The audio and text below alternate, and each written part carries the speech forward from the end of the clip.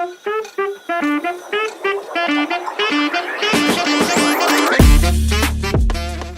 Krishna, welcome to our channel the way of law.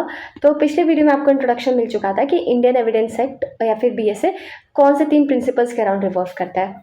ठीक है, तो आज हम लोग अब एक्ट के साथ शुरू करेंगे, मतलब सेक्शन के साथ स्टार्ट करेंगे और कंपैरिजन होने वाला है, और साथ ही मैं जिस तरीके से क्वेश्चन पूछे जाते हैं उनका भी ध्यान रखूंगी।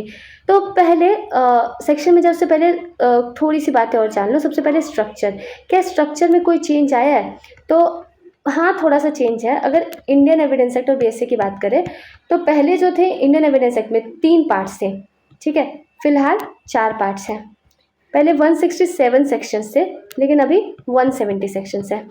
पहले हमारे पास 11 चैप्टर्स थे, लेकिन अभी 12 चैप्टर्स हैं। तो ये स्ट्रक्चरल डिफरेंस है। पूरा स्ट्रक्चर जो है, जो बर्ड्स आई व्यू है, वो मैं आपको रिविजन के टाइम दूंगी, ठीक है। अभी बस इतना इंपॉर्टेंट है क्योंकि एमसीक्यू में पूछा जाता है। तो अब मतलब सेक्शन शुरू करो उससे पहले 2 चीज़ें समझो। अब जब आप ये एक्ट पढ़ोगे तो आपको बेयर एक्ट भी पढ़नी है। तो बेयर एक्ट हम लोग पढ़ते हैं, तो बेसिकली आप लोगों ने एक सब्जेक्ट सुना होगा, interpretation of statutes. Although subject बहुत बाद में आता है, लेकिन वो सब्जेक्ट बहुत इनिशियली आ जाना चाहिए। इस एक्ट को, मतलब किसी भी सेक्शन को कैसे पढ़ना है, ऑल्दो बहुत बेसिक चीज़ है, लेकिन मैं इंक्लूड करना चाहती थी, है ना। आई डोंट नो आप पहली बार पढ़ रहे हो, आपको कितनी इंटरप्रिटेशन ऑफ स्टैट्यूट्स की अंडरस्टैंडिंग है, इस वजह से मैं बताना चाहती हूँ। एक बार ये समझ आ गया ना, आप इतने आराम से आप सेक्शंस को पढ़ोगे ना, कोई आपको प्रॉब्लम ही नहीं होगा। तो सबसे पहले आप किसी भी सेक्शन को देखते हो तो इसमें एक हेडिंग होती है। कोई भी आप बेयर एक्ट ले लो, आपके पास मान लो यही बेयर एक्ट है, मान लो हमारे पास इंडियन मतलब बीएसए का बेयर एक्ट है। तो उसमें जो सेक्शन 1 की हेडिंग क्या है? Short title, application and commencement. तो बेसिकली ये क्या बताता है? ये बताता है कि क्या मतलब है ना, क्या स्कोप है ना, क्या इंटेंशन है इस सेक्शन का, ठीक है। एक तरीके से इसे हम लोग प्रियम्बल बोलते हैं सेक्शन का। फिर आती है मेन बॉडी। अभी जो बॉडी होती है ना, इसको इंटरप्रेट करने के 2 तरीके होते हैं। एक होता है लिबरल तरीका। लिबरल मतलब थोड़ा बहुत इधर उधर मतलब फ्लेक्सिबल रहता है, ठीक है। जैसे नीड रहता है उस हिसाब से जो कोर्ट रहती है इसे इंटरप्रेट करती है, उस हिसाब से मतलब इस सेक्शन को मतलब देती है। दूसरा होता है लिटरल, मतलब जो लिखा है, या फिर स्ट्रिक्ट भी बोलते हैं, जो लिखा है उसको एज इट इज़ कोर्ट मानेंगे, ठीक है। कोई मतलब तोड़ मरोड़ नहीं, जो है वैसा ही रहेगा। फिर आप लोग देखते होंगे इलस्ट्रेशन लिखा है। इलस्ट्रेशन का क्या मतलब है? देखो, इनका मतलब समझो, वरना क्या होता है कि हम लोग अक्सर क्या होता है, लॉ के अंडरस्टैंडिंग में प्रॉब्लम आ जाती है। ये बहुत बेसिक वर्ड्स है, लेकिन अगर इनका मीनिंग क्लियर नहीं है तो आपको लॉ समझने में डिफिकल्टी होगी। तो इलस्ट्रेशन जो होता है ना, ये सेक्शन का पार्ट होता है, ठीक है। ऐसा नहीं है कि सेक्शन से अलग है। ये क्या करता है कि बस जो लेजिस्लेचर का जो इंटेंशन रहता है उसे थोड़ा सा और क्लेरिफाई करता है, ठीक है, इलस्ट्रेशन के थ्रू। ये बॉडी को समझाने के लिए होता है, मतलब जो मेन सेक्शन है ना, उसे समझाने के लिए होता है, उसे कंट्रोल करने के लिए नहीं होता, ठीक है। किस लिए होता है? इसे थोड़ा सा और ज़्यादा समझाने के लिए होता है। नाम में लिखा है इलस्ट्रेशन, तो मतलब क्या? इलस्ट्रेट करने के लिए होता है, दैट्स इट। फिर आप लोगों ने एक चीज़ देखा होगा, एक्सप्लेनेशन होता है। एक्सप्लेनेशन क्या है? एक्सप्लेनेशन मतलब एक तरीके से ना, एक्सप्लेनेशन तो मतलब क्लैरिफिकेशन देना, ठीक है। मतलब कोई एक पर्टिकुलर चीज़ होगी, है ना, मान लो सेक्शन लिख रहे हो तो उसमें कोई पर्टिकुलर चीज़ होगी जिसके रिगार्डिंग बहुत ज़्यादा एम्बिग्यूटी होती है ना, मतलब क्लियर नहीं होता है, तो बेसिकली उसको ही समझाया जाता है। मतलब ये सेक्शन में ना तो कोई चीज़ ऐड करता है, ना ही तो कोई चीज़ घटाता है, तो प्लस माइनस कुछ नहीं करता है सेक्शन में, ठीक है, जस्ट क्लियरिफाई करता है। फिर आता है हमारे पास एक लास्ट वर्ड है ना, not taking much of your time, थोड़ा सा टाइम लूँगी, प्रोवाइजो, ठीक है। तो प्रोवाइजो क्या करता है? प्रोवाइजो बेसिकली ये क्या होता है, एक तरीके का एक्सेप्शन होता है। अभी 2 लेवल पे होते हैं। अगर ये जो सेक्शन है उसके किसी पर्टिकुलर पैराग्राफ पे लगता है, ठीक है, सिर्फ किसी एक पैराग्राफ पे लगता है, तब तो हम इसे प्रोवाइजो बोलते हैं, ठीक है। ये एक्सेप्शन है एक तरीके का। लेकिन अगर वो पूरे सेक्शन पे लगता है, ठीक है, पूरे सेक्शन पे लगता है, तो उसे हम लोग क्या बोलते हैं? एक्सेप्शन बोलते हैं। प्रोवाइजो और एक्सेप्शन एक ही चीज़ है। एक हमारा छोटे लेवल पे होता है, मतलब छोटे छोटे पैराग्राफ्स के लिए होता है, एक होता है हमारा ओवरऑल सेक्शन के लिए। फिर एक और कंसेप्ट देखो कि जो इंडियन एविडेंस एक्ट होता है ना, उसे लेक्स फोराई कहा जाता है। लेक्स फोराई मतलब लॉ ऑफ द फोरम, ठीक है, मतलब उस जगह का लॉ जहाँ पे ट्रायल हो रहा है, ठीक है। इस मतलब वर्ड का ध्यान रखो, कहाँ का लॉ? जहाँ पे ट्रायल हो रहा है। ध्यान रखना, मैं क्या बोलूँ? ट्रायल हो रहा है, वहाँ का लॉ नहीं जहाँ पे कॉज ऑफ एक्शन अराइज है। इससे मतलब नहीं है कहाँ पे एक्ट हुआ है, उससे मतलब नहीं है।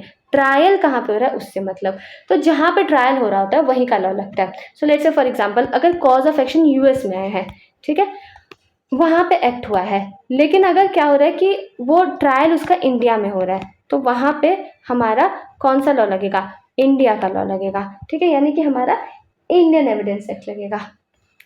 अब एक और क्वेश्चन कि क्या इंडियन एविडेंस एक्ट, वैसे आपको पता है लेकिन फिर भी, क्या ये एग्जॉस्टिव है, मतलब अगर मैं बोलूँ तो क्या खुद में कंप्लीट है? नो, इसको ज़रूरत पड़ती है किसकी, सीआरपीसी की, सीपीसी की, मतलब ये एग्जॉस्टिव तो नहीं है, ये डिपेंड करता है। अब आई थिंक काफ़ी क्लैरिटी हो चुकी है, तो अब हम लोग सेक्शन 1 के साथ स्टार्ट करते हैं। तो जो सेक्शन 1 इंडियन एविडेंस एक्ट का और बीएसए का, वो सेम ही है, पूरा का पूरा सेम है, बस एक छोटा सा चेंज है, मतलब उस चेंज से मीनिंग पे कोई डिफरेंस नहीं पड़ता है, मीनिंग दोनों का सेम है, ठीक है। जो छोटा सा चेंज है, जब ये पूरा आपको समझ आ जाएगा सेक्शन 1, फिर मैं आपको चेंज बताऊंगी, ठीक है। तो सेक्शन 1 हमारी क्या बात करता है, एक तो सबसे पहले ये बताता है कि इस एक्ट का नाम क्या होगा। तो इसका नाम बीएसए है और इंडियन एविडेंस एक्ट में इसका नाम इंडियन एविडेंस एक्ट था, ठीक है। अब ये जो सबसे इम्पॉर्टेंट बात करता है, ये बात करता है जुरिस्डिक्शन की। किसकी बात करता है? जुरिस्डिक्शन की। अब जुरिस्डिक्शन भी ना, ये दो तरीके के जुरिस्डिक्शन की बात करता है, प्लीज़ बहुत ध्यान से सुनना, ठीक है। ये जो है मैं आपको, जो हमारा बीएसए है उसका मैं आपको सेक्शन 1 का पार्ट 2 बता रही हूँ, ठीक है, बहुत इंपॉर्टेंट है ये। सेक्शन 1 हमें लगता है इतना छोटा सा, कभी हम उस पर ध्यान नहीं देते। सेक्शन 1 इतना इंपॉर्टेंट है ना, आप एक बार समझो तो सही, इसमें कितना कुछ है पढ़ने के लिए, उससे कितने क्वेश्चन बन सकते हैं। तो दो तरीके के जुरिस्डिक्शन की बात करता है, सबसे पहले टेरिटोरियल, ठीक है, और दूसरा है हमारा सब्जेक्ट मैटर, ठीक है। जो टेरिटोरियल जुरिस्डिक्शन है वो तो ये कहता है कि पूरे इंडिया पे लगता है, बस इतनी सी बात है। तो टेरिटोरियल जुरिस्डिक्शन में तो मेरे हिसाब से कोई दिक्कत है ही नहीं, इसकी कहानी यहीं पे ख़त्म। अब सब्जेक्ट मैटर जुरिस्डिक्शन जो है ना, अब इसको फर्दर दो कैटेगरीज में बांटा गया है, ठीक है। एक है इसका कैटेगरी पॉजिटिव, ठीक है, और एक जो है नेगेटिव। पॉजिटिव और नेगेटिव जुरिस्डिक्शन मतलब क्या? पॉजिटिव मतलब कहाँ पे ये अप्लाई होता है, नेगेटिव मतलब कहाँ पे अप्लाई नहीं होता है। तो बेसिकली ये अप्लाई होता है दो जगह पे, ठीक है। वो दो जगह क्या है? ऑल जुडिशियल प्रोसीडिंग्स, ठीक है, मैं लिख रही हूँ जे और पी, जुडिशियल प्रोसीडिंग्स इन, ये लाइन बहुत ध्यान से देखना, इन और बिफोर कोर्ट, ठीक है, ये। और दूसरा कहाँ पे लगता है? कोर्ट मार्शल के ऊपर लगता है, ठीक है। और अगर इसका नेगेटिव बोले तो मतलब ये कहाँ पे नहीं लगता? तो दो जगह नहीं लगता। एक तो होता है हमारा एफिडेविट पे, ठीक है, और दूसरा जो आर्बिट्रेटर के सामने प्रोसीडिंग चल रही होती है, ये दो जगह नहीं लगता है। तो सबसे पहले देखते हैं जहाँ पे लगता है वहाँ की बात करें। तो आखिर जुडिशियल प्रोसीडिंग वर्ड का मतलब क्या है, इसे समझते हैं, और इन और बिफोर कोर्ट, इन सब वर्ड का क्या मतलब है। तो जुडिशियल प्रोसीडिंग अगर हम लोग देखें, डेफिनेशन के हिसाब से देखें जुडिशियल प्रोसीडिंग को, तो इसकी कोई डेफिनेशन है ही नहीं। अगर एक्ट में देखिए कि जुडिशियल प्रोसीडिंग क्या है, कोई डेफिनेशन नहीं है। लेकिन सीआरपीसी में इसकी डेफिनेशन थी। सीआरपीसी में इसकी जो डेफिनेशन थी वो दे रखी थी हमारी सेक्शन 2I में दे रखी थी, लेकिन फ़िलहाल हमारी भारतीय न्याय सुरक्षा संहिता में इसकी डेफिनेशन सेक्शन 2M में दे रखा है। तो इसमें बस यही बोला जाता है कि कोई भी प्रोसीडिंग जिसमें कोर्ट एविडेंस लेती है, क्या? कोर्ट प्लस एविडेंस, ये है जुडिशियल प्रोसीडिंग, ठीक है। बहुत ज़्यादा डिस्प्यूटेड है इसकी डेफिनेशन, लेकिन एक केस लॉ है जिसे आप लोग देख सकते हैं, रेफर कर सकते हैं, क्वीन एम्प्रेस वर्सेस गोलम स्माइल। इस केस में बेसिकली ये कहा गया था कि जुडिशियल प्रोसीडिंग मतलब किसी भी तरीके की प्रोसीडिंग, ठीक है, जिसमें एविडेंस लेती है कोर्ट, ठीक है, और जो रिकॉर्डेड एविडेंस है, एविडेंस लेती है कोर्ट, और उस रिकॉर्डेड एविडेंस के आधार पे हमारा किसी तरीके का कोर्ट जजमेंट, सेंटेंस या फाइनल ऑर्डर देती है, ठीक है। तो ये जो है हमारा जुडिशियल प्रोसीडिंग का मतलब है। बहुत डिस्प्यूटेड है इसकी डेफिनेशन, लेकिन फिर भी ऑल्दो एक एक्ट की डेफिनेशन दूसरे एक्ट पे नहीं लगती है, लेकिन फिर भी हमने उसे देख लिया, ठीक है। तब यहाँ पे जो वर्ड आ रहा है ना कि कोर्ट, मैं बोल रही हूँ कोर्ट, तो ये जो कोर्ट का मतलब है ना, इसकी जो मतलब इसकी डेफिनेशन भी दे रखी है। कोर्ट की जब हम लोग डेफिनेशन पढ़ेंगे, अभी तो फिलहाल यहाँ पे नहीं बताऊंगी, डेफिनेशन में बताऊंगी। I wanted to tell it here, लेकिन क्या होगा, थोड़ा सा प्रॉब्लम हो जाएगा आप लोग के लिए। प्रॉब्लम ऐसे होगा, अरेंज नहीं रहेगा, तो उसे तब मैं बाद में रिलेट करके बता दूंगी, डोंट वरी अबाउट दिस। अब आपने एक लाइन पढ़ी, क्या था? इन और बिफोर कोर्ट। अब इससे एक बात पता चलती है, अगर कोर्ट वर्ड लिखा है ना तो मतलब ट्रिब्यूनल्स पे नहीं लगते हैं। ट्रिब्यूनल्स क्या है मैं आपको आगे बताऊंगी। मतलब एक तरीके से किसी स्पेसिफिक मैटर्स के लिए बनाए जाते हैं। इसे बनाता कौन है? इसे बेसिकली एग्जीक्यूटिव बनाती है। और कौन से मैटर के लिए बनाती है एग्जीक्यूटिव? या एग्जीक्यूटिव और एडमिनिस्ट्रेटिव मैटर्स के लिए बेसिकली इन्हें बनाया जाता है, ठीक है। तो ये किस पे लगता है, सिर्फ और सिर्फ कोर्ट्स पे लगता है, ट्रिब्यूनल्स इसके अंदर नहीं आते हैं। अब यहाँ पे लिखा है इन और बिफोर कोर्ट, तो इन तो मतलब चलो मान लिया कोर्ट की बिल्डिंग है ना, इन तो मतलब ये होगा। बिफोर कोर्ट मतलब क्या, जहाँ पे जज वहाँ पे कोर्ट है ना। तो जैसे हुआ था ना, जैसे बहुत सारे केसेस अब तो ऐसे होते हैं, ठीक है। तो ज़रूरी नहीं है कि कोर्ट की बिल्डिंग, आजकल तो मतलब टेक्नोलॉजी भी आ चुकी है। एक बात क्लियर है कि मतलब ये जो है कि ट्रिब्यूनल्स पे नहीं लगता है, ठीक है। तो इतना था जुडिशियल प्रोसीडिंग का। अब कोर्ट क्या है, ट्रिब्यूनल्स क्या होते हैं, इन दोनों को समझना बहुत ही इंपॉर्टेंट है, ठीक है। कोर्ट क्या है और ट्रिब्यूनल क्या है, इन लोगों में डिफरेंस क्या है। तो ये जो है, जब मैं कोर्ट की डेफिनेशन बताऊंगी तब आपको बताऊंगी। फिलहाल के लिए इतना समझ लो कि ये जो है कोर्ट पे लगता है और ट्रिब्यूनल्स पे नहीं लगता, ठीक है। फिर इस पे क्वेश्चन भी बनते हैं, ठीक है। इनकम टैक्स ट्रिब्यूनल, ऐसे अलग अलग ट्रिब्यूनल का नाम ले लिया जाएगा, पूछा जाएगा कि क्या यहाँ पे लगेगा, है ना। और तो उसे हम लोग मतलब डिटेल में डिस्कस करेंगे जिस हिसाब से क्वेश्चन पूछे गए हैं, ठीक है। अब हम लोग बात करते हैं कोर्ट मार्शल की, और यहाँ पे हम लोग ये भी देखेंगे कि बेसिकली किसी तरीके का जो चेंज आया है, मतलब इंडियन एविडेंस एक्ट और बीएसए में किस तरीके का चेंज आया है। तो यहाँ पे कोर्ट मार्शल की बात करेंगे कि कोर्ट मार्शल पे लगता है। अब देखो क्या था कि इंडिपेंडेंस से पहले जो हमारे तीनों फोर्सेस थे ना, इनके अपने अपने लॉज थे, ठीक है, जो कि हमारे इंडियन एविडेंस एक्ट में मेंशन है उन लॉज के बारे में आज भी। जैसे था, देख सकते हो आप लोग, आर्मी एक्ट 44 एंड 45 विक्टोरिया, मतलब ऐसे करके जो थे, अब तीनों फोर्सेस के अपने अपने एक्ट थे, ठीक है। लेकिन क्या हुआ, अब इन लोगों के पास जो है वो सब रिपील हो गए, ठीक है। अब जो प्रेजेंटली है वो हमारे पास क्या है, वो हमारे पास जो आज भी एप्लीकेबल है वो है आर्मी एक्ट 1950 आर्मी के लिए, ठीक है। फिर उसके बाद हमारे पास इंडियन नेवी एक्ट है और एयरफोर्स एक्ट है, ठीक है। इंडियन नेवी एक्ट हमारा 1957 का है और जो हमारा एयरफोर्स एक्ट है वो हमारा 1950 का है, ठीक है। अभी भी यही लॉ एप्लीकेबल होते हैं। तो पहले जब दूसरे लॉज थे जो कि हमारे इंडियन एविडेंस एक्ट में आप देखोगे कि उन लॉ का जिक्र किया गया है जो कि इंडिपेंडेंस से पहले थे, जो कि अब लगते भी नहीं है, ठीक है। लेकिन उनको अब तक बीएसए के आने से पहले उन लोग को हटाया भी नहीं गया था। और ये जो बात थी 185th लॉ कमीशन ने अपनी रिपोर्ट में भी बोला गया था कि ये एकदम रिडंडेंट हो चुका है माय प्रोनाउंसिएशन, है ना, मतलब इसका कोई मतलब नहीं है, तो इसे हटा देना चाहिए। लेकिन हटाया नहीं गया था, लेकिन अब जो है हट चुका है। तो बेसिकली जो पुराने एक्ट्स हैं ना ऐसे करके मेंशन थे वो हट चुके हैं। तो अभी जो हमारा इंडियन एविडेंस एक्ट है वो इन पे अप्लाई होता है, कोर्ट मार्शल पे अप्लाई होता है, मतलब इन तीनों एक्ट पे जो है हमारा इंडियन एविडेंस एक्ट अप्लाई होगा, ठीक है। अब बात करते हैं जो नेगेटिव है कि ये कहाँ पे नहीं लगता है, ठीक है। तो यहाँ पे हम लोगों ने किसकी बात करी है नहीं लगता है, सबसे पहले हम लोग बात करेंगे एफिडेविट्स की। एफिडेविट्स बहुत इंपॉर्टेंट कंसेप्ट है कि एफिडेविट पे जो है हमारा इंडियन एविडेंस एक्ट नहीं लगता है। तो भाई एफिडेविट का मतलब क्या है, तो एफिडेविट बेसिकली मतलब ये रहता है कि कोई भी जो भी आप स्टेटमेंट बोल रहे हो ना, एकदम नॉर्मल भाषा में बोल, तो कोई भी आप स्टेटमेंट बोल रहे हो उसे आप अंडर ओथ बोल रहे हो, ठीक है। और ओथ कैसे एडमिनिस्टर किया जा रहा है, हमारे पास इसके रिगार्ड में एक इंडियन ओथ्स एक्ट है 1969 का। तो आप कोई भी चीज़ बोल रहे हो आप उसे ओथ के अंडर बोल रहे हो, उसे हम लोग क्या बोलते हैं, एफिडेविट बोलते हैं। फिर उसके बाद ये जो है किसके सामने ओथ लिया जा सकता है, मतलब एफिडेविट किसके सामने बनाया जा सकता है। तो ये हमारा सीआरपीसी के सेक्शन 297 में था, लेकिन फिलहाल ये किस में हो चुका है, ईजी है याद करना, 33 BNSS, ठीक है, इसमें हो चुका है। तो एक तो जजेस है ऑब्वियसली, दूसरे कौन है हमारे पास, मैजिस्ट्रेट। अब ये जो मैजिस्ट्रेट है दोनों हैं, ठीक है, जुडिशियल भी है और उसके बाद हमारे पास एग्जीक्यूटिव भी है, ठीक है। Sorry for my bad hand writing, लेकिन आपको समझ आ रहा होगा। फिर उसके बाद है हमारे पास कमिश्नर ऑफ ओथ्स, ठीक है, और लास्टली नोटरीज, ठीक है। इसके लिए भी हमारे पास एक एक्ट है, नोटरीज एक्ट 1952। तो बेसिकली इन अथॉरिटीज़ के सामने जो है एफिडेविट बनाया जा सकता है, ठीक है।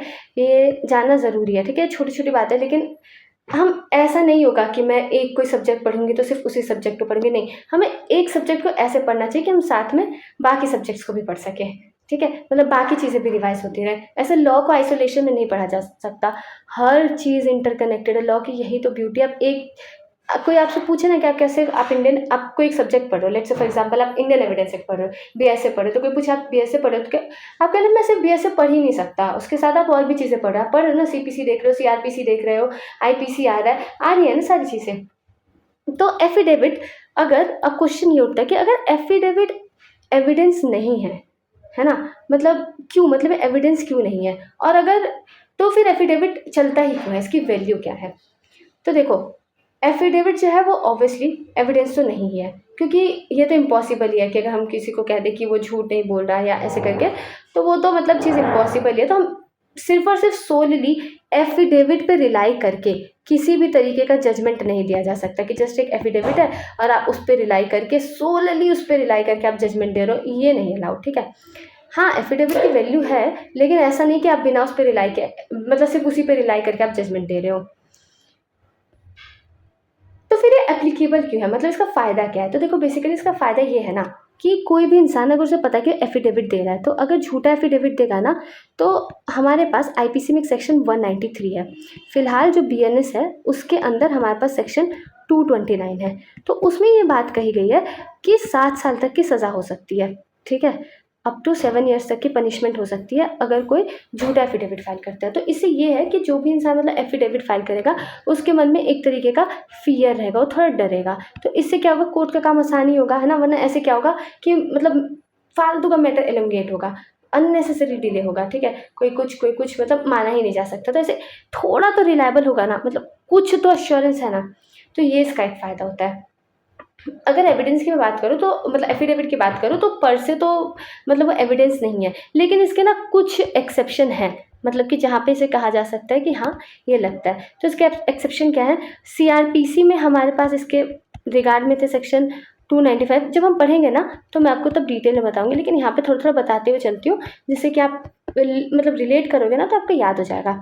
फिर जो हमारा नया लॉ है बीएनएसएस, उसके हिसाब से 331 और 332 में इसका एक्सेप्शन दे रखा। फिर सीपीसी में भी है। सीपीसी में क्या है, सीपीसी में आप सेक्शन 30 देख सकते हो, रेड विथ ऑर्डर 90, ठीक है। तो एक चीज़ तो क्लियर हो चुकी है कि मतलब ये जो एफिडेविट है वो एज ए एविडेंस नहीं लिया जाता है, ठीक है। और सिर्फ एफिडेविट पे सोलली रिलाई करके किसी भी तरीके का जजमेंट नहीं दिया जा सकता है। लेकिन क्या तो फिर इसकी वैल्यू क्या है, एक तरीके से सेक्शन 193 या फिर कह लो 229 बीएनएस का, जिसकी वजह से एक पनिशमेंट होता है, एक प्रेशर क्रिएट करता है कि लोग सच बोलें, ठीक है। तो जो एफिडेविट है परसू एविडेंस नहीं है, उसके ऊपर क्या कहते हैं कुछ लेकिन एक्सेप्शंस हैं, और वो एक्सेप्शंस हमने यहाँ पे देखे हैं, ठीक है। इसे डिटेल में बताऊंगे। अब मैं आपको बहुत इंटरेस्टिंग बात बताती हूँ। एक केस लॉ मैंने पढ़ा तो मुझे इसके बारे में पता चला। नॉर्मली क्या होता है कि कोई भी पर्सन, बहुत इंपॉर्टेंट चीज़, आप इसे ध्यान से पढ़ो, बहुत इंटरेस्टिंग भी है। तो इसके अंदर हम लोग बेसिकली सीआरपीसी का सेक्शन 162 और हमारा बीएनएसएस का सेक्शन 181, ठीक है। तो यहाँ पे ये बात कही जा रही है कि नॉर्मली क्या होता था कि जब भी कोई भी इंसान किसी तरीके का इन्वेस्टिगेशन चल रहा है, ठीक है, इन्वेस्टिगेशन के दौरान कोई किसी तरीके का स्टेटमेंट दे रहा है, ठीक है। अब उस स्टेटमेंट को लिखित में कर लिया गया है, तो अब उस स्टेटमेंट पे जिस भी इंसान ने बोला है आप उसके सिग्नेचर भी नहीं ले सकते, ठीक है, आप उसके सिग्नेचर भी नहीं ले सकते। लेकिन एक केस था, ठीक है, इस केस में क्या हुआ कि पुलिस क्या करती, मतलब इस केस में जो कोर्ट ने जजमेंट दिया, सुप्रीम कोर्ट ने काफ़ी अच्छा जजमेंट दिया। इसमें पुलिस क्या करने लग गई थी कि जो भी मतलब विटनेसेस होते थे, वो जो भी चीज़ें बोलते थे, मतलब क्या करती थी उससे एफिडेविट बनवा लेती थी, है ना। अब उनको डराते थे, बेसिकली जो उन्होंने बोला उसे एफिडेविट बना लेते थे, एक तरीके से डराते थे कि झूठ बोला तो वही सेक्शन 193 आईपीसी का धमकी देते थे, ठीक है। तो कोर्ट ने बोला कि प्रैक्टिस बहुत ज़्यादा गलत है। यहाँ पे ये जो सेक्शन है ना, ये सिग्नेचर के लिए भी मना करता है, कोर्ट कह रहा है। और आप इनसे एफिडेविट ले रहे हो कि कल को विटनेस ना हॉस्टाइल हो जाए, मतलब कल को जो हमारा विटनेस है वो आ रहा है वो ना हॉस्टाइल हो जाए। तो मतलब जहाँ पे सिग्नेचर लेना अलाउड नहीं है वहाँ पे एविडेंस लिया जा रहा है। तो इससे क्या है कि जो विटनेस है वो सच बोलेगा ही नहीं, आपने उससे एफिडेविट बनवा लिया है ना। तो this is a wrong practice. तो एक ये इम्पॉर्टेंट चीज़ थी। उसके बाद फिर और इससे और मतलब एफिडेविट के रिगार्ड में केस है, जैसे मेहता पारिक वर्सेस सीआईटी। तो इसमें एक बात बोली गई कि जो एफिडेविट है ना, इतनी भी कोई बेकार चीज़ नहीं है, ऑल्दो उसकी वैल्यू नहीं है, मतलब हम उसे एविडेंस नहीं मानते पर से, लेकिन ऐसा नहीं है कि आप उसे स्ट्रेट अवे रिजेक्ट कर दो। अगर कोई पर्सन है, ठीक है, अगर उसने एफिडेविट फाइल किया है तो आप बिना बताए उसे रिजेक्ट नहीं कर सकते, आप उसे कोर्ट में बुलाओ, है ना। उसके बाद फिर क्या होगा, क्रॉस एग्जामिनेशन होगा, ठीक है। उसके बाद हम जो है अगर क्रॉस एग्जामिनेशन में वो मतलब एकदम डटा रहेगा अपनी बात पे, तब तो वो एफिडेविट वैलिड है। लेकिन क्रॉस एग्जामिनेशन के दौरान वो पलट गया या कुछ हो गया, तो फिर उस एफिडेविट की कोई वैल्यू नहीं है। मतलब खुद से आप कुछ नहीं कर सकते। जैसे एफिडेविट दिया है, कुछ तो उसकी वैल्यू है ना, उसने अंडर ओथ वो स्टेटमेंट बोला, नॉर्मल स्टेटमेंट से तो अलग है ना। तो पहले उस पर्सन को बुलाया जाएगा, ठीक है, क्रॉस एग्जामिनेशन होगा, उसके बाद ही उसे रिजेक्ट किया जाएगा, सीधा रिजेक्ट नहीं किया जा सकता है। फिर क्वेश्चन ये आता है कि क्या हम लोग जो है माइनर से किसी तरीके का मतलब एफिडेविट ले सकते हैं। तो माइनर्स को अगर हम लोग देखें तो माइनर को ओथ पे ही एडमिनिस्टर नहीं किया जा सकता है। तो एफिडेविट में तो सबसे इंपॉर्टेंट इंग्रेडिएंट ओथ है ना, तो माइनर से जो है किसी तरीके का एफिडेविट नहीं लिया जा सकता। लेकिन अगर नीड है तो जो उनके गार्जियंस होते हैं उनसे ले लिया जाता है। फिर उसके बाद अगला क्या है, आर्बिट्रेशन प्रोसीडिंग। तो आर्बिट्रेशन प्रोसीडिंग पे क्यों नहीं लगता। देखो आर्बिट्रेशन क्या होता है, थोड़ा इनफॉर्मल होता है, इट्स नॉट फॉर्मल, ठीक है। मतलब इसमें क्या होता है, समझौता होता है एक तरीके से, मतलब बातचीत होता है, ठीक है। मतलब दोनों पार्टीज क्या करते हैं, आपस में कॉम्प्रोमाइज़ होता है एक तरीके से। दोनों पार्टीज कोई किसी चीज़ पर कॉम्प्रोमाइज़ कर रहा है, कोई किसी चीज़ पर एग्री कर रहा है, तो एक तरीके से तो आपस में बातचीत करके मामला सुलझाने की कोशिश कर रहे हैं, इनफॉर्मल है काफ़ी। तो वहाँ पे हम लोग स्ट्रिक्ट रूल्स नहीं लगा सकते एविडेंस के, ठीक है। जैसे अब एविडेंस में आपको एक बात बताती हूँ, हियर से एविडेंस नहीं चलता है ना, हियर से एविडेंस डायरेक्टली नहीं चलेगा। लेकिन अगर हम लोग उसकी बात करें आर्बिट्रेशन में, तो वहाँ पे तो हियर से एविडेंस ही माना जाता है। तो इनफॉर्मल कैसे रह जाएगा अगर यहाँ पे इंडियन एविडेंस एक्ट लगेगा तो इसी वजह से जिस पर्पस के लिए आर्बिट्रेशन एक्ट आया उसका पर्पस इंटैक्ट रखने के लिए हम लोग इस पे इंडियन एविडेंस एक्ट के जो लॉज हैं वो नहीं लगते हैं, ठीक है। Is it clear. मतलब इस पे ये सारे तो इंडियन एविडेंस एक्ट ये सारी चीज़ें तो नहीं लगती। और वैसे भी जो कुछ मैटर साफ साफ है जिन पे आर्बिट्रेशन नहीं लगता, जैसे मैट्रिमोनियल हो गया, ठीक है, फिर आपका क्रिमिनल मैटर्स हो गया, इंसॉल्वेंसी मैटर्स हो गए, तो इन पे तो वैसे भी मतलब हमारा आर्बिट्रेशन नहीं लगता है। तो जहाँ पे तो मतलब ये चीज़ें तो नहीं लगती क्योंकि इसको थोड़ा इनफॉर्मल बनाए रखने के लिए। लेकिन हाँ, इस पे ओथ एक्ट लगता है, ठीक है। तो आई होप इतना ये क्लियर हो चुका है कि क्या चीज़ है। तो एक बार जल्दी से रिवाइज करते हैं। सेक्शन 1 में हमें लगता है कि कुछ पढ़ने के लिए नहीं होता, लेकिन सेक्शन 1 में देखो कितनी सारी चीज़ें हैं। तो इसमें क्या बात करेंगे सेक्शन की कि नेम क्या है। सेक्शन 1 में क्या बात किया गया, सबसे पहले नेम क्या है, तो BS से या फिर इंडियन एविडेंस एक्ट जो भी इसका नाम है, ठीक है। फिर उसके बाद क्या कहते हैं कि जो इसका सबसेक्शन 2 था उसमें क्या बात करी गई, उसमें ये बोला गया कि इसका जुरिस्डिक्शन के बारे में बात करी गई, ठीक है। अब जो जुरिस्डिक्शन था वो 2 लेवल पे बात करी गई, ठीक है। एक बात करी गई हमारी टेरिटोरियल, ठीक है, तो ये तो पूरे इंडिया पे लगता है, इस पर तो कोई मतलब बात थी ही नहीं, ठीक है, ये तो एकदम क्लियर था। अब उसके बाद था सब्जेक्ट मैटर। अब ये जो सब्जेक्ट मैटर था ना, इसको हमने 2 भागों में बांट दिया था, ठीक है। एक था पॉजिटिव और एक था नेगेटिव। पॉजिटिव मतलब कहाँ पे लगता है और नेगेटिव मतलब कहाँ पे ये अप्लाई नहीं होता है। तो कहाँ पे लगता था, जो भी जुडिशियल प्रोसीडिंग्स होती थी। दूसरा कहाँ पे लगता था, ये लगता था हमारा कोर्ट मार्शल के ऊपर, ठीक है। और जुडिशियल प्रोसीडिंग में हम लोगों ने जुडिशियल प्रोसीडिंग का मतलब भी समझा। इसमें कोर्ट और ट्रिब्यूनल का मतलब समझना बहुत इंपॉर्टेंट है, उससे रिलेटेड बहुत क्वेश्चन आते हैं, लेकिन मैंने यहाँ पे नहीं कवर किया। अगला जो डेफिनेशन वाला है उधर कवर करेंगे। और एक कहाँ पे नहीं लगता, ये हमारा एफिडेविट पे नहीं लगता, मैंने आपको बताया क्यों नहीं लगता। और दूसरा ये जो है हमारा कहाँ नहीं लगता, आर्बिट्रेटर के पास जब हमारी प्रोसीडिंग चल रही होती है। अच्छा, एक सेक्शन 2 था, मैंने बोला कि इकलौता एक यही सेक्शन था जिसे कि रिपील कर दिया गया। तो आखिर सेक्शन 2 में था क्या। तो जो सेक्शन 2 था ना, नॉर्मली क्या था, मैंने आपको बताया था, इसकी जब हिस्ट्री बताई थी तो मैंने ऐसा बताया था, BSc में तो नहीं मेंशन लेकिन इंडियन एविडेंस एक्ट में मेंशन है। तो क्या हुआ था कि कुछ चीज़ें थी जो हमने इंडियन एविडेंस एक्ट, मुस्लिम लॉ का था या ना हिंदू लॉ का था, तो ये सब चीज़ें थी। तो जो सेक्शन 2 था ना वो थोड़ा सा सेकुलर नहीं था, तो उसको सेकुलर बनाए रखने के लिए हम लोगों ने क्या किया, सेक्शन 2 को हटा दिया। तो जैसे कि हमारे इंडियन एविडेंस एक्ट जो है वो एक सेकुलर एक्ट है। So that's it for this video. अगले वीडियो में हम लोग इसके बारे में पढ़ेंगे। अगले वीडियो में हम लोग पढ़ेंगे डेफिनेशंस, ठीक है।